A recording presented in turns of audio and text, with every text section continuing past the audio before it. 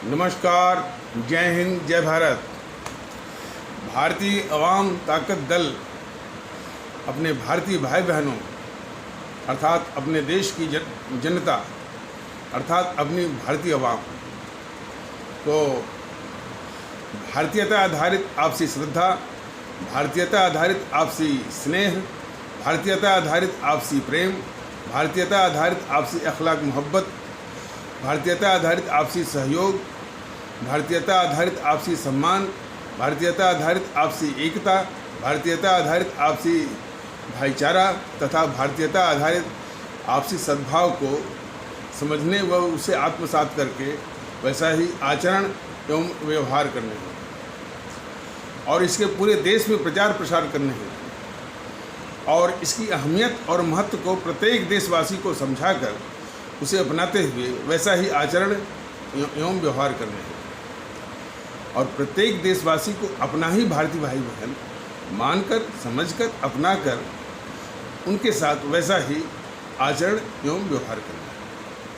सतत, सदैव और हमेशा अदब के साथ और आदर के साथ अर्ज करता है, विनती करता है। अब हम सभी लोग कुछ अपने देश के उन मूल्यों पर गंभीरतापूर्वक चर्चा करेंगे जिनकी आज सख्त ज़रूरत है और जिसका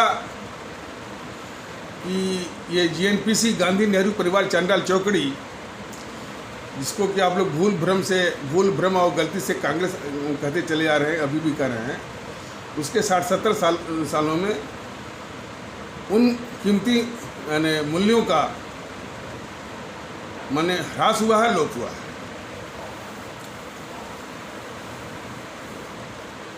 देखिए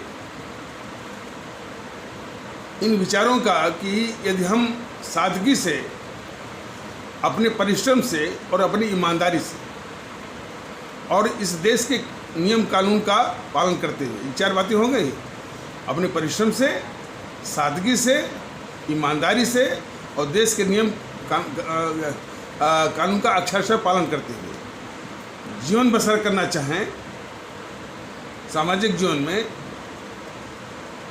तो उसका अंत परिणाम ये होता है कि कोई उसको पूछता नहीं है और वो किसी कोने में वो मतलब कि दुखी सा, रोता हुआ सा वो अक्सर मिलता है। वहीं पर जो तिकड़मी हैं और जो अपराधी हैं, जो भ्रष्टाचारी हैं, उनका सिस्टम पर भी और धन पर भी कब्जा है।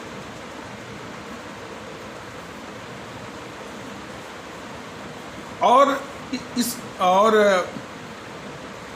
ईमानदारी से जीने का, सादगी से जीने का, परिश्रम से जीने का और नियम कानून का अच्छे से पालन करने के जज्बे का को लगातार जो है वो हतोत्साहित किया गया, डिस्करेज किया गया। तिकड़मी बनने का, तिकड़मी वो भी ऊंचे दर्जे का तिकड़मी, ऊंचे दर्जे का झूठ बोलने वाला और जनता को धोखा देने वाला भ्रष्टाचारी, ऐसे लोगों का बोलबाला, वर्चस्व स्थापित हुआ इस 60-70 सालों के इस सामाजिक और राजनीतिक वातावरण में। इस चीज़ को जरा समझिए। जेएनपीसी ने इस देश को लूटा है, बेतहाशा लूटा है, वो ये एक अलग पहलू है। उसने हमारी सारी संवैधानिक संस्थाओं को बंधक बना के लूटा है, वो दूसरा पहलू है। इस देश के साथ दुश्मनी की है, इसके साथ गद्दारी की है, वो तीसरा पहलू है। और इसको एक उपनिवेश की भांति, कॉलोनी की भांति जिस तरह से अंग्रेज रखे थे, उससे भी बदतर हालत में रखा है, वो चौथा पहलू है। तो तमाम इसके हैं, लेकिन हमारे जो मूल्य हमारे सामाजिक जीवन के नींव थे, बुनियाद थे, उस पर भी प्रहार हुआ है। उनमें एक है कि आज भी लोग परिश्रम से, सादगी से, ईमानदारी से और इस देश के कानून का पालन करते हुए जीना चाहते हैं, लेकिन जो वातावरण उसने दिया है वो उसको प्रेरणा वाला नहीं, बल्कि उसको हतोत्साहित करने वाला। प्रेरणा किसके लिए है कि आप तिकड़मी बनिए, झूठ बोलिए और भी सफाई से जनता को धोखा दीजिए, तब आप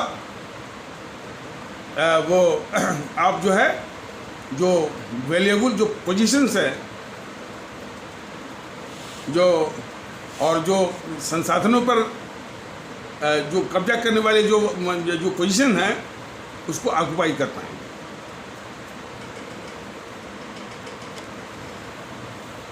पाठ्य पुस्तकों से वो हमारे संत कबीर के दोहे, संत रहीम दास के दोहे, वो तुलसीदास के दोहे, नानक के कुछ उपदेश, रामकृष्ण परमहंस के उपदेश, स्वामी विवेकानंद के उपदेश, सूफी संतों के उपदेश आज उन पाठ्यपुस्तकों से गायब हो गए। कम से कम जो लोग, और उसमें मैं भी हूँ, जो इन संत की वाणियों को अपनी प्रारंभिक शिक्षा में अध्ययन किया था, पढ़ा था, क्या पढ़ा था? सांझ बराबर तप नहीं, झूठ बराबर पाप, और जाके हृदय सांच है ताकि हृदय आप। माने सत्य के बराबर कोई तपस्या नहीं है और झूठ के बराबर कोई पाप नहीं है, और जिसके हृदय में सत्य है उसी के हृदय में ईश्वर या खुदा का वास होता है। ये उन्होंने छोटे से बताया था। लेकिन जब इस राजनीतिक वातावरण को देखा जाता है, बड़े बड़े राजनीतियों को देखा जाता है, तो मन में बड़ा क्षोभ ये होता है कि बताइए हमारे संतों ने क्या सिखाया था, और जो इसको अपने पैरों के तले रौंद रहे हैं, वो यानी इस समाज की, इस राजनीति की, इस शासन व्यवस्था की मतलब प्रभावशाली ओहदों को जकड़े हुए हैं, बैठे हुए हैं।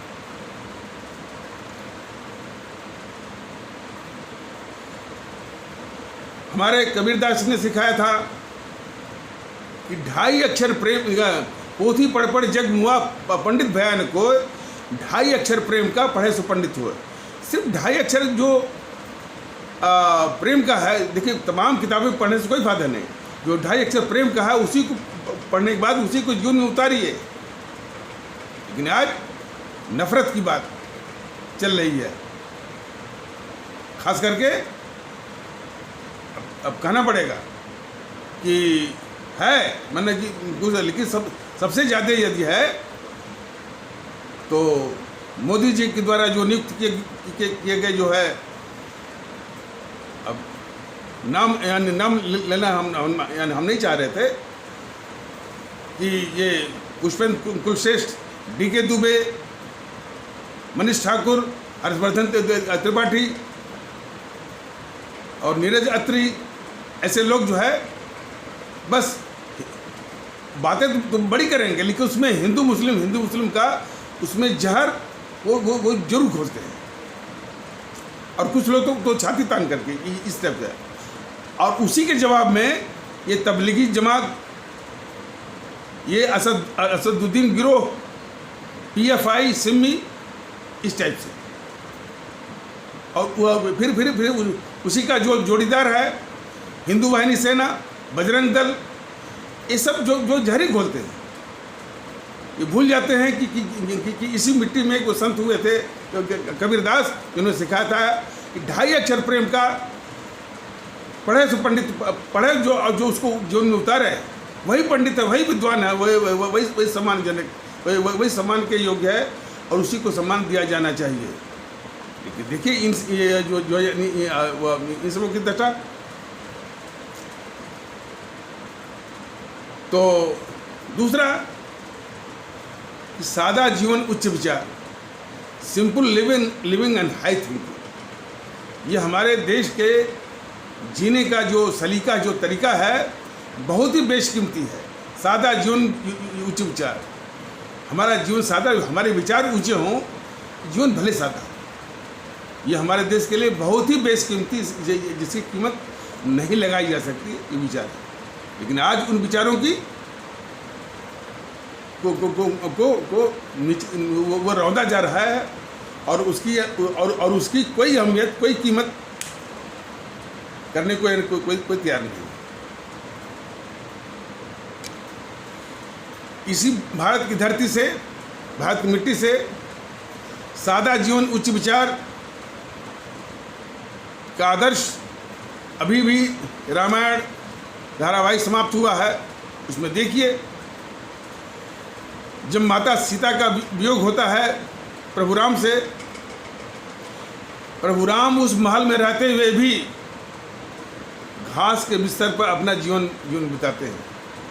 ये है आदर्श सादा जीवन उच्च विचार का। माता जानकी को अने जंगल में जाने में जरा भी संकोच नहीं हुआ। जंगल की लकड़ियां काटना, वो सारे काम करना जो एक पारिश्रमिक या जो एक मजदूर करता है। तो सादा जीवन उच्च विचार का आदर्श अभी इसी रामायण में दिखाया गया था। दूसरा आदर्श भी सुनिए। हमारे महान देशभक्त और कूटनीति और राजनीति के ज्ञाता हमारे चाणक्य जी, और एक बात और सुन लीजिए, चाणक्य विषय में जो जिस तरह की भावना उनके साथ प्रकट की जाती है वो भी बहुत अफेंडेबल है, बहुत ही आपत्तिजनक है। यानी किसी को तिकड़म से और किसी को धोखे से पटकनी देने को बोलते हैं कि चाणक्य नीति लगा दिया। ये इस तरह का नज़रिया है।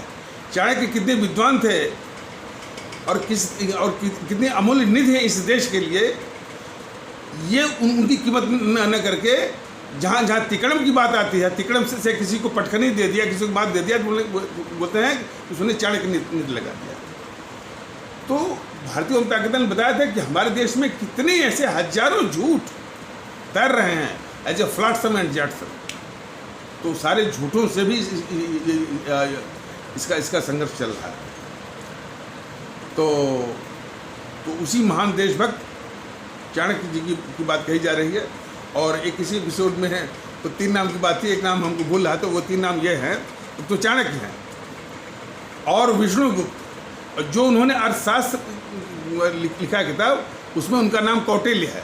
तो 3 नाम हो गए उनके, चाणक्य, कौटिल्य और विष्णुगुप्त। और अर्थशास्त्र लोग थोड़ा भ्रम समझते हैं कि ये है वो इकोनॉमिक्स की किताब है। वो इकोनॉमिक्स की किताब नहीं है, वो राजनीति की है। और तमाम बातें राजनीति और शासन प्रशासन की बातें उसमें लिखी गई हैं अर्थशास्त्र में। और बहुत कीमती, इस पर अलग से किसी एपिसोड में वो चर्चा कर लेंगे। तो वो जब उन्होंने चंद्रगुप्त मौर्य का राज्य स्थापित कर लिया और कूटनीति से अपने जो प्रतिद्वंदी मुद्रा राक्षस को परास्त कर लिया, तो आखिर एक उनकी महानता जरा देखिए। इतने बड़े कूटनीति के ज्ञाता थे, कूटनीति के द्वारा ही बगैर किसी तलवार, बगैर खून बहाए जो है उन्होंने नंद वंश का अंत कर दिया और चंद्रगुप्त मौर्य के साम्राज्य को स्थापित किया। यह भी अपने इतिहास में बहुत बेमिसाल चीज़ है। तो जो उनके प्रतिद्वंदी थे मुद्रा राक्षस जो है, जब कूटनीति में परास्त हो गए तो उनको बहुत ग्लानि हुई और वो जंगल की ओर भागे। ये चाणक्य जी ने उन मुद्रा राक्षस को पकड़वाया। आज की तरह नहीं कि उनसे दुश्मनी निभाई, उनको चंद्रगुप्त मौर्य का प्रधानमंत्री बनवाया, प्राइम मिनिस्टर। जरा देखिए, ये महानता होती है। और जब तक मुद्रा राक्षस रहे तब तक वो चंद्रगुप्त के प्रधानमंत्री थे। उनके मृत्यु या जो के बाद ही तब प्रधानमंत्री हुए उनके चंद्रगुप्त मौर्य के ये चाणक्य जी हुए। तो वो चाणक्य जी है अपने प्रधानमंत्री की क्षमता में शासन प्रशासन, एक नदी के किनारे कुटिया बनाकर बनी हुई थी, बिल्कुल सादी कुटिया, वहीं से पूरे चंद्रगुप्त मौर्य का पूरा शासन प्रशासन वहीं से चलाते थे। ये आदर्श है सादा जीवन उच्च विचार का। तो हमारे हमारे कई महापुरुषों ने सादा जीवन उच्च विचार का बड़े बड़े आदर्श जो हैं स्थापित किए हैं। लेकिन 60-70 सालों में जीएनपीसी ने सारे उन मूल्यों को, simple living and high thinking, जो हमारे इन हमारे महापुरुषों ने स्थापित, उसको ध्वस्त कर दिया। आज क्या है? हाई लिविंग एंड सबसे घटिया थिंकिंग। जो हमारा simple living and high thinking था, सादा जीवन उच्च विचार, अब जो है मैंने उच्च मैंने रहन सहन और सबसे घटिया विचार, या high living and the meanest thinking, ये गिरावट किया है हमारे सामाजिक और राजनीतिक जीवन में जीएनपीसी ने 60-70 साल में।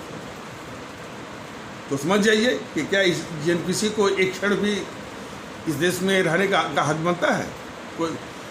कल कोई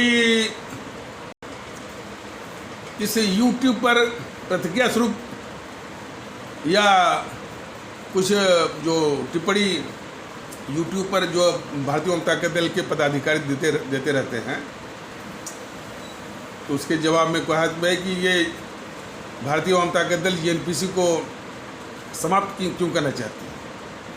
वो खुद ही चिंतन करें इन बातों का, ये देख करके। देखिए, सारी बातें यूट्यूब के माध्यम से बताई नहीं जा सकती। यूट्यूब के माध्यम से सिर्फ नमूने के तौर पर थोड़ा थोड़ा करके, ताकि आपको उन चीज़ों का एक आइडिया, एक विचार, एक अवधारणा पैदा हो जाए आपके दिमाग में। पूरा स्पष्टीकरण तो तब हो पाएगा जबकि भारतीय जनता दल और मैं भी आप लोगों के बीच में आऊँगा और सारी बातों को आपके सामने रखूँगा। आपके सारे शक सुबह और सारे प्रश्नों का जो है वो निराकरण किया जाएगा। सारी बातें जो है बिल्कुल साफ हो जाएंगी। तो समझ जाइए, सादा जीवन उच्च विचार और 2.5 अक्षर प्रेम का, सांझ बराबर तप नहीं, झूठ बराबर पाप। जो संत थे हमारे रहीमदास, उन्होंने क्या कहा था?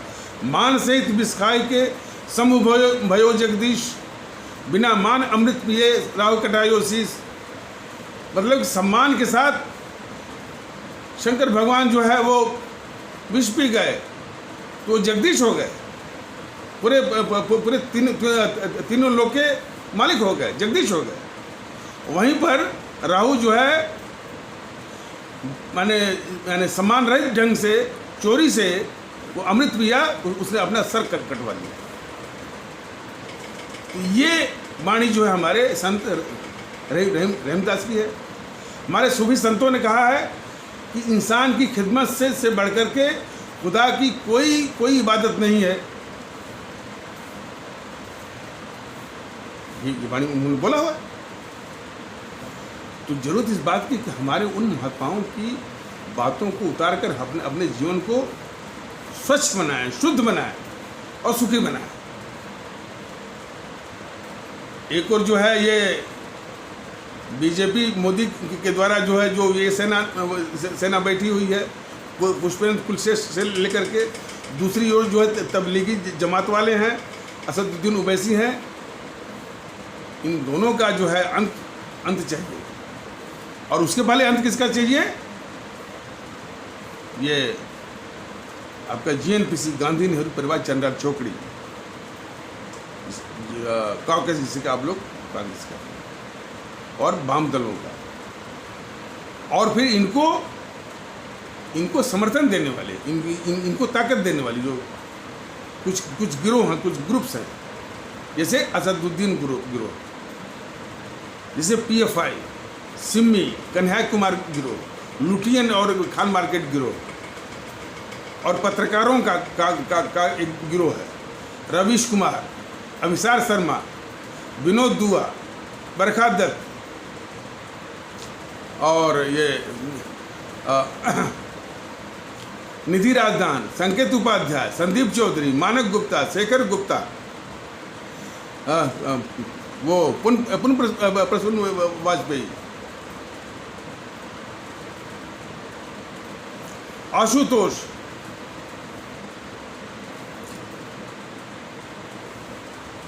सागरिका घोष, राणा अयूब, अरफा खानम, अजीत अंजुम, राहुल कंवल, एक बड़ा अपने को निष्पक्ष बन के आता है वो ललन टॉप वाला सौरभ त्रिवेदी। तो ये अच्छा वो करण थापर और वो अरुंधति राय, ये सब बड़े खतरनाक और देश के शत्रु हैं। ये कभी कभी मोदी पर अटैक करके कुछ समर्थन जुटाते हैं, कभी आरएसएस पर अटैक करके जो है समर्थन वो जुटाते हैं, कभी हिंदू राष्ट्र पर अटैक करके जो है समर्थन वो जुटाने की कोशिश करते हैं, और कभी जो है वो हिंदू राष्ट्र और कभी वो हिंदुत्व पर अटैक करके जो है समर्थन जुटाने की कोशिश करते हैं। और सबसे बड़ी ढाल इनकी जो है वो जो सेकुलरिज्म है, सेकुलरिज्म वो सेकुलरिज्म जो कि एक कॉन्स्टिट्यूशनल फ्रॉड करके ये गद्दार इंदिरा ने जो है हमारे भारत के संविधान के प्रस्तावना में इमरजेंसी के दौरान उसने डलवाया था। तो उसी को जितने भी ये देश विरोधी ताकतें हैं, पत्रकारों की हो चाहे ये हो, बस उसी को अपना ढाल बनाती है, उसी सेकुलरिज्म को। तो ये पत्रकारों का समूह हो गया। और फिर जो है अर्बन नक्सल, बारूदी बौद्धिक वर्ग, इंटेलेक्चुअल टेररिस्ट, और कुछ समाचार पत्र हैं। इसमें सबसे खतरनाक the Hindu English daily, times of India, Indian express, Hindustan times, सामना, और इसके आसपास जो इसे जीएनपीसी और इस कम्युनिस्टों से सटने वाले कौन कौन हैं? पश्चिम बंगाल की जो ममता बनर्जी की टीएमसी, सपा बसपा, उद्धव ठाकरे भी सट गया है उसकी Shiv Sena, TDP, DMK, ADMK, Akali वाले भी लगभग उसी के आसपास हैं।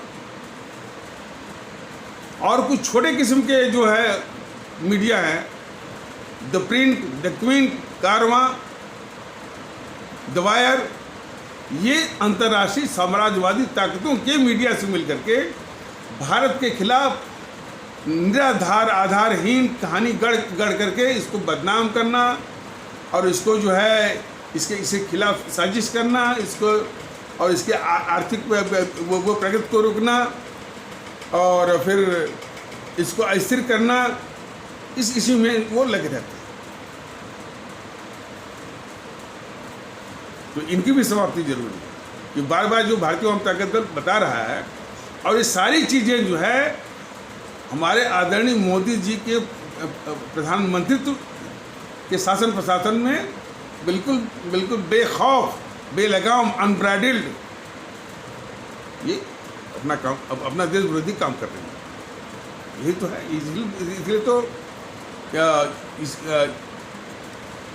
इसलिए तो भारतीय आवाम ताकत दल कहता है कि मोदी जी का कुछ काम ठीक हो सकता है। उसके विषय में कभी कभी ये भारतीय जनता ताकत दल ने इशारा किया है, जो भी इस मुल्क और इस आवाम की खिदमत की बात होगी, उसको सहूलियत की बात होगी, उसको राहत की बात होगी, उसके आराम की बात होगी, भारतीय जनता ताकत दल सबसे आगे होगा उसका समर्थन करना। लेकिन इन सारी बातों की इतनी खतरनाक जो है ताकतें हमारे देश में मोदी की छत्र छाया में, शासन प्रशासन की छत्र छाया में बेखौफ अपना अब देश विरोधी गतिविधियों में लगी हुई हैं, और मोदी जी जो है उनको पाल रहे हैं, इन सारे सांपों को पाल रहे हैं, दूध पिला रहे हैं, और इनके पापों को धुल रहे हैं कि किन्हीं की जो है, तो ये नाकाबिले बर्दाश्त है। अच्छा, इसके पहले हमको जो कि इस एपिसोड के सबसे पहले कह देना चाहिए था, बीच में छूट गया था, कि इस कोरोना के दौरान जो हमारे योद्धा हैं, वॉरियर्स हैं, हमारे डॉक्टर्स, हमारे नर्स, हमारे सफाई कर्मचारी, हमारे सुरक्षाकर्मी, हमारे पुलिस के कर्मी और पुलिस के अधिकारी और वो राज्य सरकारें और हमारे आदरणीय प्रधानमंत्री भी जो इसमें दिन रात लगे हैं, स्वास्थ्य मंत्री लगे हैं, बहुत ही धन्यवाद के पात्र हैं। और उनका काम भी अब कुछ लोग आलोचना करते हैं कि पहले क्यों नहीं रोका, वहाँ से जो विदेश से आए थे, जो फैला रहे थे, कुछ चूक हो सकती है, लेकिन जिस तरह से लगे हुए हैं बिल्कुल धन्यवाद की बात है और बहुत ज़रूरी है। लेकिन इसी दौरान देखिए ये राहुल वो उसको इकानमी ढूंढ रही है, दिख रही है, वो जो है बुला कर वो रघुराज रामन से वो बात कर रहा है, और कौन जो है नोबेल पुरस्कार विजेता अभिषेक बनर्जी उससे बात कर रहा है। लोग यहाँ मर रहे हैं और उसको पड़ी है वो इकॉनमी की। तो ये सब देश के गद्दार हैं सर, ये तो है कि सारे देश के गद्दार मोदी जी की छत्रछाया, मोदी जी का एक काम सराहनीय है कोरोना के संबंध में, लेकिन उससे ज़्यादा घटिया का काम उनका यही है कि देश के दुश्मनों को जो पाल रहे हैं। तो इसको समझने की आवश्यकता है।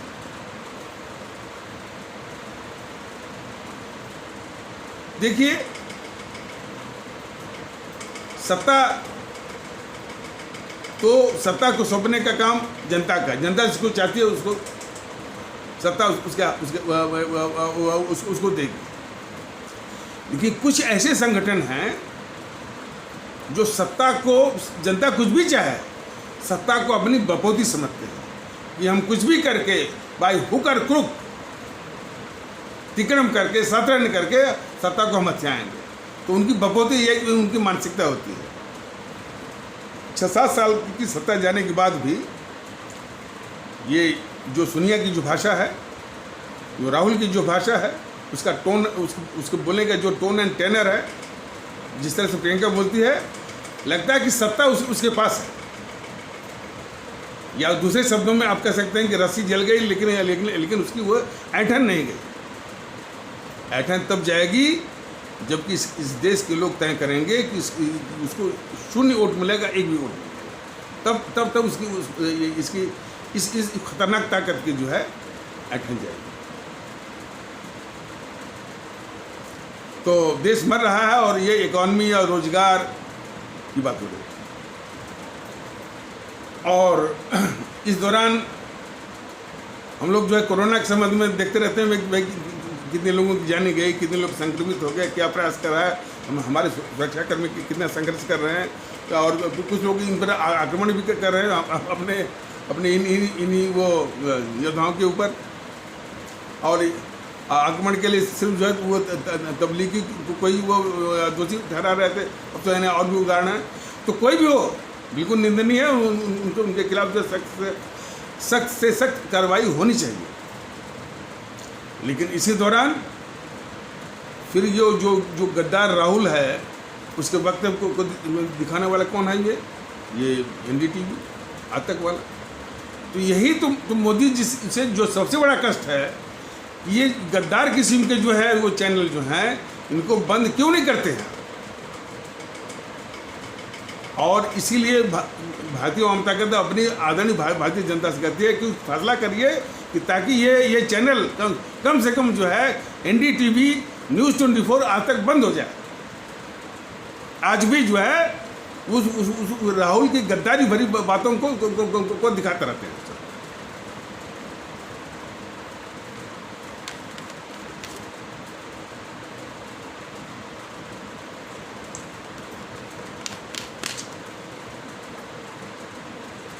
तो ये तो JNPC सत्ता को अपनी बपौती समझती है। और कुछ ऐसी ही मानसिकता बीजेपी के जो रणनीतिकार हैं वो भी बनाए हुए हैं कि 14 में हुआ, 19 में हुआ, 24 में भी होगा, 29 में भी होगा। इस तरह की सोच बड़ी घातक है। सत्ता को सौंपने का जिम्मेदारी जनता की है। कुछ चंद जो है वो कोटेरी या चंडाल चौकड़ी कह लीजिए या समूह संगठन और उस कुनबे का नहीं है। जनता जिसको चाहेगी, सत्ता जिसको मिलती है, मोदी को मिलती है, किसी को मिलती है, प्रश्न उसका नहीं है। सत्ता मिलने के बाद मोदी जी करते क्या हैं, यह प्रश्न है। यदि सत्ता मिलने के बाद मोदी जी सारी देश के दुश्मन ताकतों को पालना है, उनको दूध पिलाना है,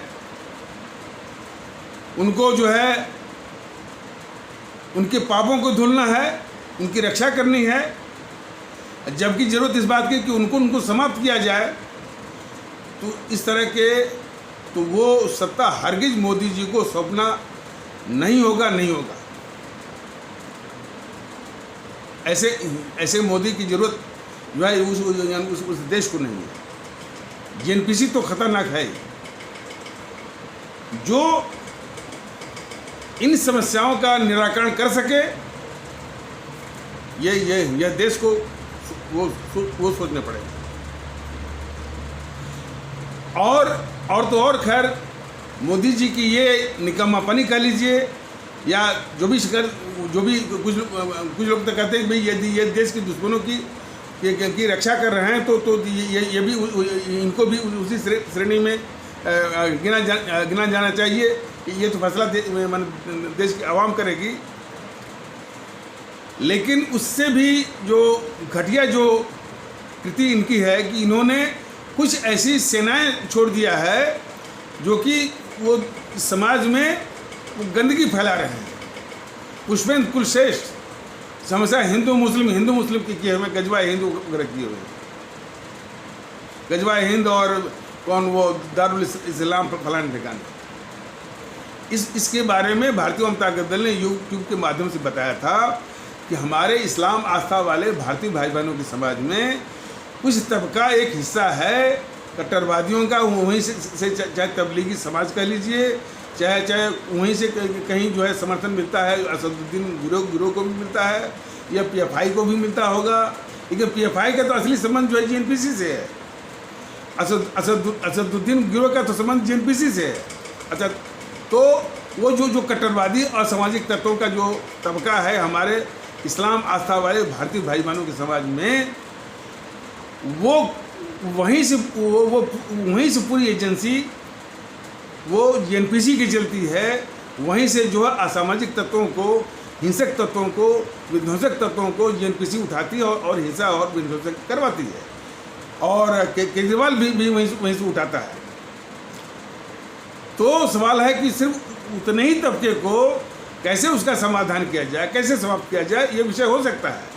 लेकिन उसको लेकर के पूरे हमारे इस्लाम आस्था वाले भारतीय भाई बहनों के समाज को निशाना बनाया जाए, ये कभी भी देश को मंजूर नहीं है, भारतीय जनता दल को हरगिज नहीं है।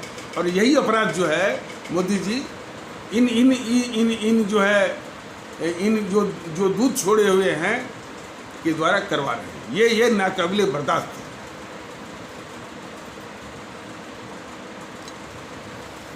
देखिए, ये एपिसोड लंबा हो गया। कुछ लोग कहते हैं कि बड़ा लंबा स्पीच देते हैं।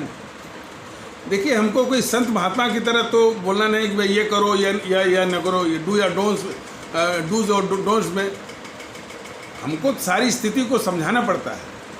अपने आदरणीय भारतीय भाई बहनों को स्थिति जो मैंने उनके दिमाग में बिठाना पड़ता है, तभी तो बात समझ में आएगी।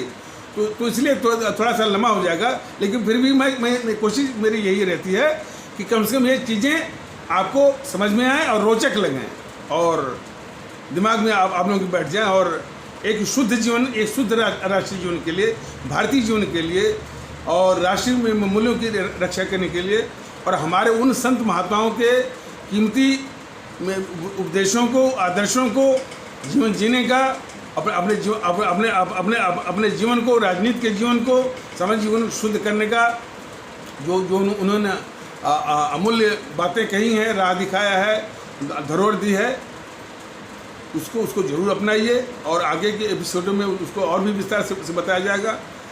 और तब तक के लिए नमस्कार, जय हिंद, जय भारत।